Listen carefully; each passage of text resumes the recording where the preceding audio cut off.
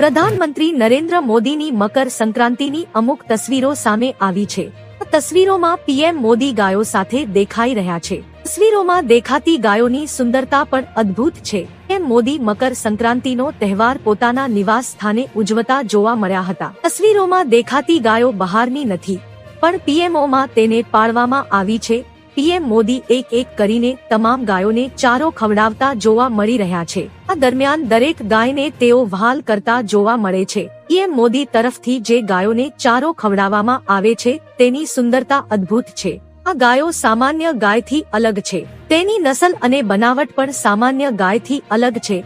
હકીકતમાં જોઈએ તો હાલમાં જ પીએમ મોદીની આ ગાયો સાથે તસવીરો સામે આવી હતી। તસવીરમાં પીએમ મોદી પોતાના નિવાસ સ્થાન પર આ ગાયોને વહાલ કરતા જોવા મળ્યા હતા। પીએમ મોદીના હાથમાં એક પ્લેટ પણ દેખાઈ રહી છે। પ્લેટમાં રાખેલી વસ્તુઓ ગાયોને ખવડાવે છે। 5 થી 6 ગાયોનું એક ટોળું છે, જેમાં કાળા અને સફેદ રંગના વાછરડા જોવા મળે છે।